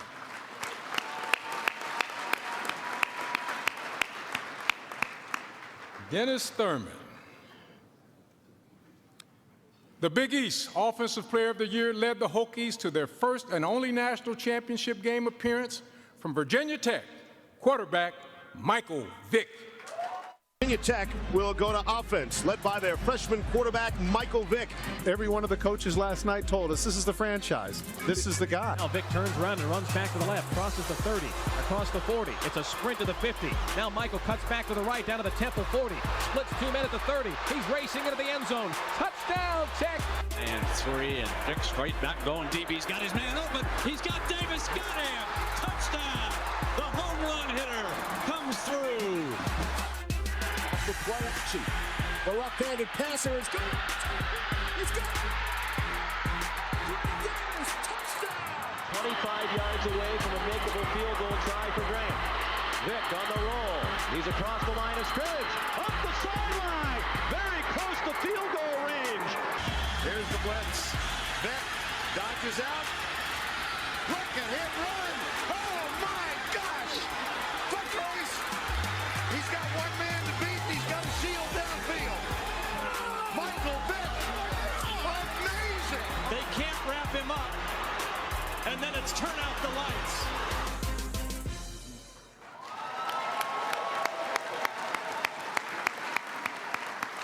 Michael Vick. He finished his career as the NCAA's all-time leader in receiving yards, and more than 30 years later, he still holds the NCAA record for yards per reception. From the University of Wyoming, wide receiver Ryan Yarborough. Is going to throw for the yardage for the first down. Throws one way down the field, and it is caught. It's going to be a score. Wow, third short yardage, and they hit the big guy, Yarborough, for a score. Reverse. Ryan Yarborough throwing the pass. Edmund wide open. Touchdown. Still looking. Has time. Has a man. Yarborough. Still on his feet. Yarborough. Over the middle, he's open at the 5, and touchdown Yarborough. A little motion on the right side, complete. And he could score. 60-yard touchdown. Receivers with one running back. They blitz. Hughes to throw. Fires. It's caught by Yarborough. Touchdown, Wyoming. All right. Ryan Yarborough. We have met the players. Now let's meet our coaches. The coaches combined to win 12 national championships, 28 conference titles, made 63 postseason appearances, and coached 156 first-team All-Americans. He holds the record for the most national championships in FBS history and was the first coach to win national titles at 2 different FBS schools since the AP poll's inception. Retiring as the NCAA's active leader in wins, Representing Toledo, Michigan State, LSU, and Alabama, he is Coach Nick Saban. Should be proud of themselves. They've accomplished a lot. They've come a long way as a football team. It's a real tribute to their work ethic and their work habits. Welcome to the most important day in Michigan State football since their Rose Bowl game back in 1988. Today marks the beginning of the Nick Saban era. He's the new head coach here with new energy and new intensity. Takes it deep towards Miller. Intercepted. Hill's got it. Ronaldo Hill. The #1 team falls. The biggest win of Nick Saban's coaching career. We're going to do what we need to do to win the game. There's not any particular style that we're going to play. We're going to make the decisions that give us the best chance to win. LSU touchdown. LSU will win the SEC championship. Intercepted. And LSU has scored on the Marcus Spears interception. LSU wins the BCS National Championship. The process of restoring Alabama to the nation's elite begins tonight. And oh, by the way, have we mentioned there's a new head football coach. It's Nick Saban. You may have heard of him. Alabama's first win at Auburn since 2001. Cody leads Ingram. Ingram battles, second effort, touchdown. Crimson Tide wins the national championship. The Bear would be proud. And now an onside kick. Griffith, and it's caught. And Alabama's got the ball back. Look out. Kenyon Drake can fly. Touchdown. Alabama back on top. Wouldn't be surprised if he gets a shot. Tagovailoa trying to make up for it. Fires to the end zone. Touchdown. Alabama wins. Bama bludgeons the Buckeyes. And Saban steps past Paul Bryant with his 7th national championship. Coach Nick Saban.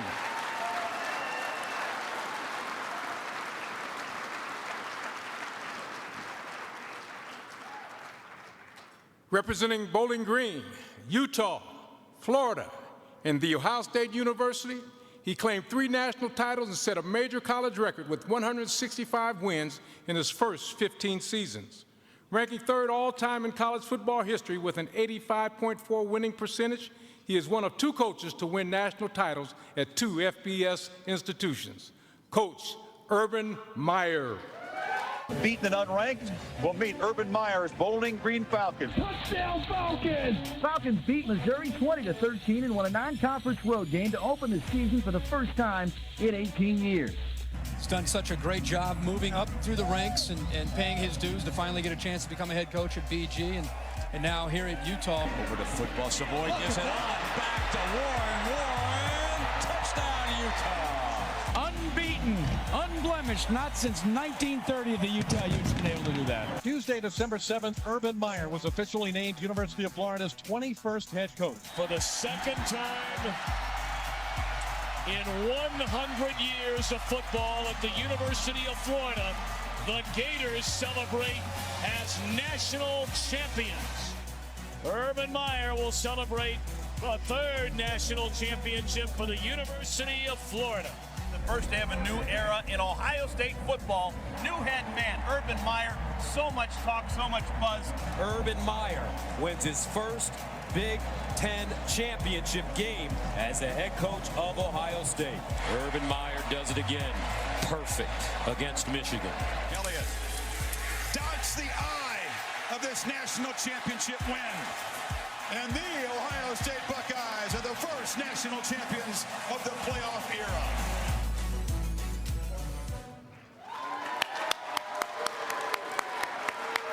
Coach Urban Meyer.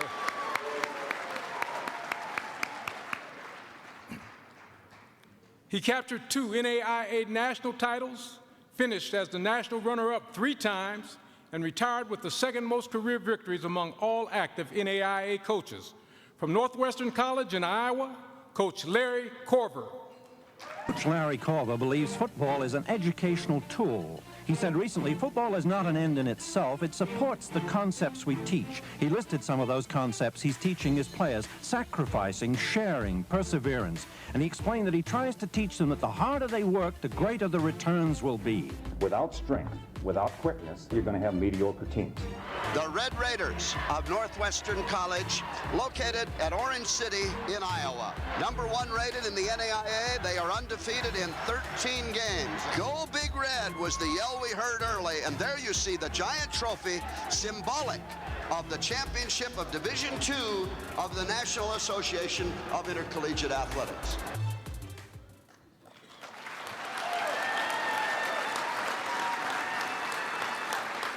Coach Larry Corbin. The all-time winningest coach in both Troy University and Sun Belt Conference history. He is one of only 2 coaches in college football annals to guide a program from Division II to the FBS. Ladies and gentlemen, Coach Larry Blakeney. This Troy team, we talk about their time in Division I, and their head coach Larry Blakeney has seen them go from Division II, 1AA, Division 1A in 2001. And talking to him, he said he never thought he'd be coaching here this long. Offensive lineman taking it all the way. Junior Lusant, he scored!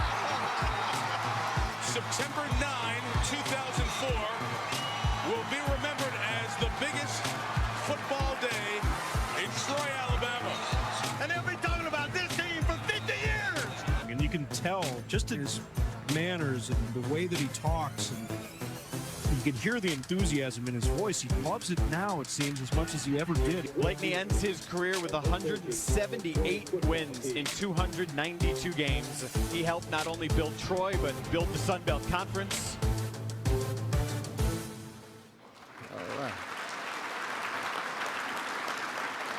Unfortunately, Coach was unable to travel to Las Vegas. He is being represented by his daughters, Kelly Argenti, Julie Ivory, and Tiffany Rash.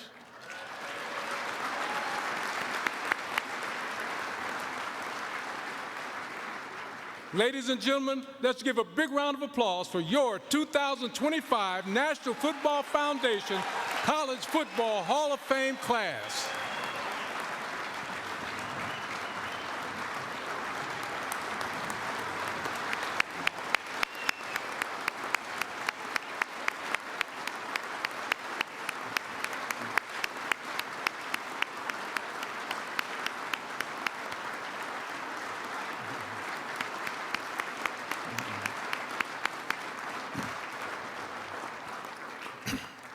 We have asked Coach Meyer and Coach Saban to sit down with Charles Davis to participate in a fireside chat. So I'll turn it back over to Charles. Hello, thank you, Archie, and congratulations again to this class. Coach Meyer, Coach Saban, if you could join me, please, for a quick Q&A, we would appreciate it.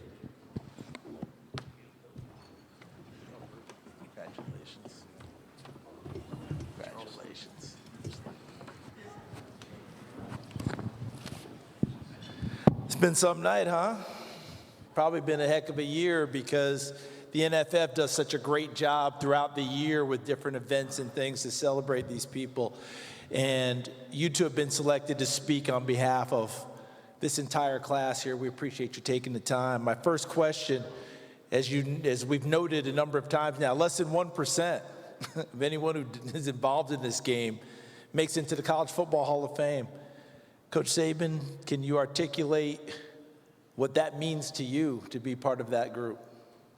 Well, this is a great honor. I think anytime, whatever the profession you're in, you get recognized as being someone who was able to earn the recognition and have the legacy of being honored by their peers is something that I think is very, very special and I'm very proud of. But besides all the wins, you know, the most important thing to us was always how do we create value for players? How do we help them be more successful in life because they were involved in the program? The kind of people they were able to develop to be, the kind of students they were, the kind of career they developed off the field, and how we could develop them to help them have success as a football player. So I think this group of guys up here tonight reflects that very well. Coach Meyer, if you could just piggyback off of that, because I think Coach Saban brought up something very important. The wins, obviously, vital, because that's part of why you're here. But when did you start to recognize the wins, yes, but everything else that went along with it in being a coach? Well, I'm very humbled by the mentors that I had growing up. You know, we're all a reflection of people that have come into our path, you know, and into our journey. And I grew up in the Woody Hayes and Bo Schembechler era. You know, I worked for a guy named Earl Bruce and Sonny Lubick and Bob Davey. And so when I look at these young coaches coming up, and I tried to mentor them the same way that I was mentored, where, yes, the wins are extremely important, but the era that I came from, it was all about academics. It was all about life after the sport, and so we took that very serious my entire career, and we had a nice little gathering last night, and it's as good a feeling as you can have when you start seeing some of the former players come back and being grateful for, it wasn't always easy. As a matter of fact, it was really hard.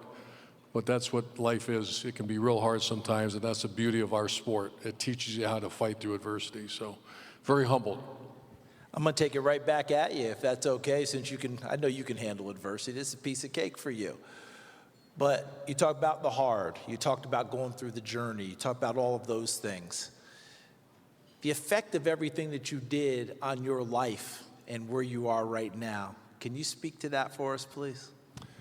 Yeah, I think I speak on behalf of many coaches. There's certainly many of my friends that, you know, I had very fortunate. 3 of my children all played Division I-A sports, you know, 2 volleyball players and a football player. And one of the greatest articles, and Nikki's sitting right over there, she played volleyball at Georgia Tech.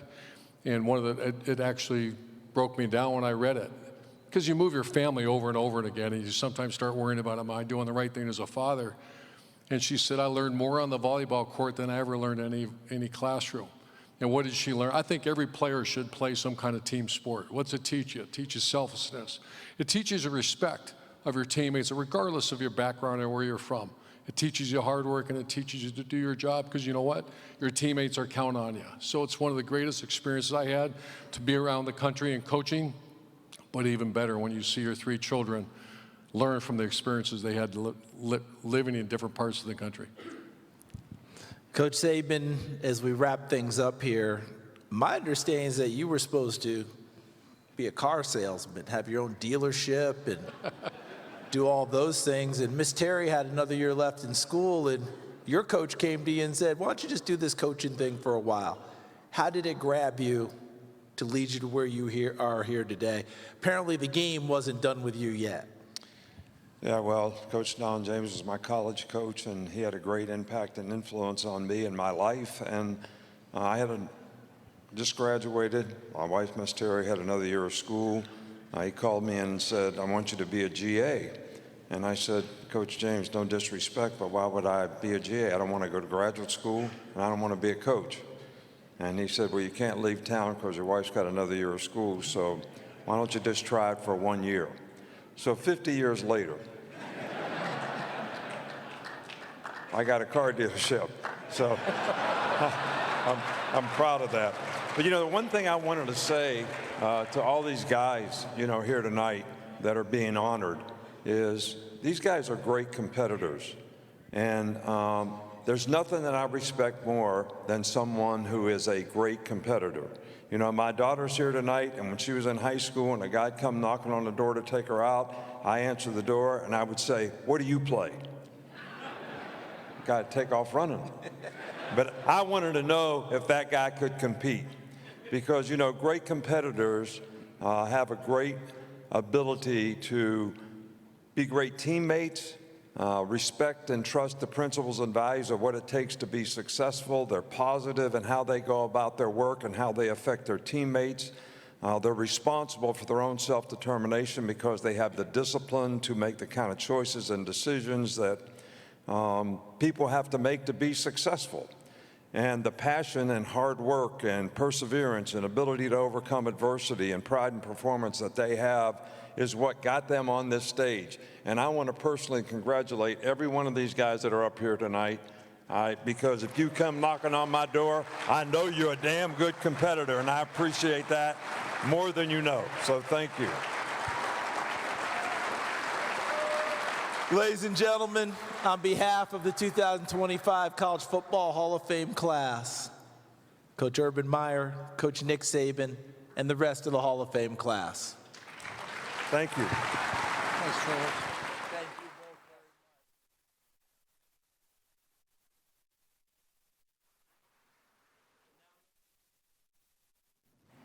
Now, ladies and gentlemen, before we bring Mr. Archie Griffin back up here for the most important part of the evening, aren't you glad you didn't try and date Coach Saban's daughter? Mr. Griffin, let's give these people their rings.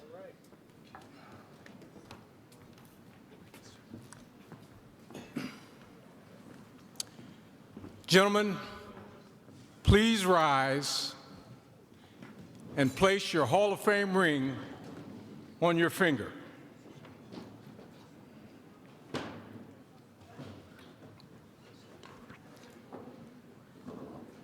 Montee Ball, Gregg Carr, Blake Elliott, Greg Eslinger, Terry Hanratty, Graham Harrell, John Henderson, Michael Huff, Jim Kleinsasser, Alex Mack, Terrence Metcalf, Haloti Ngata, Steve Slaton, Darrin Smith, Michael Strahan, Dennis Thurman, Michael Vick, Ryan Yarborough, Coach Nick Saban, Coach Urban Meyer, Coach Larry Korver, and Coach Larry Blakeney.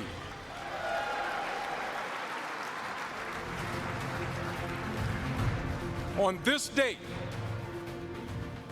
December 9th, 2025, the members of the Honor Court, the Board of Trustees, and the 120 chapters of the National Football Foundation have noted you worthy of enrollment in the College Football Hall of Fame. Distinguished by strength of soul, mind, and body, you have added to the endowment of American manhood and have served us as an inspiration to the youth of our land who will succeed you in that enormous role of leading the greatest of all teams, the United States of America. To make sure that your names are duly honored and the memory of you made certain as long as our time shall endure, I now, on behalf of the National Football Foundation, declare that you are inducted into college football's national shrine. Congratulations, men.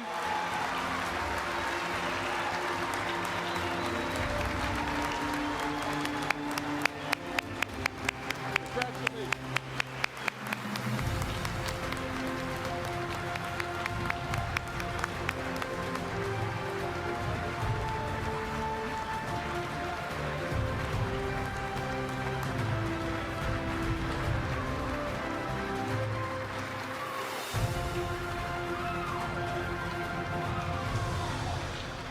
Congratulations to all our honorees.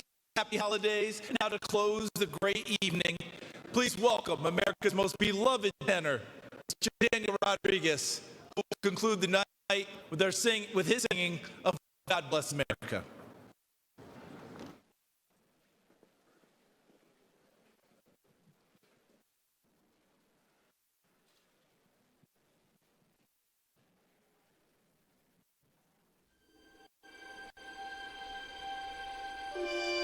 As the storm clouds gather far across the sea, let us swear allegiance to a land that's free. Let us all be grateful for a land so fair as we raise our voices in a solemn prayer. God bless America, land that I love. Stand beside her and guide her through the night with a light from above. From the mountains to the prairies, to the oceans white with foam. God bless America, my home, sweet home. God bless America, my home, sweet home. God bless America, land that I love. Stand beside her and guide her through the night with the light from above. From the mountains to the prairies, to the oceans white with foam.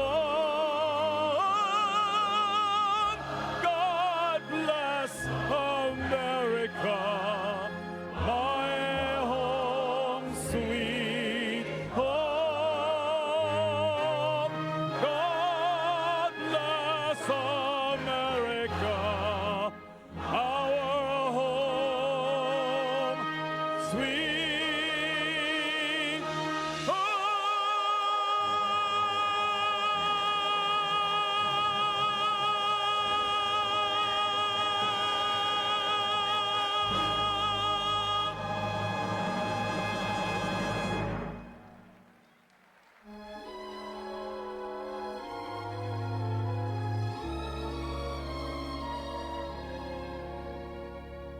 They call you Lady Luck.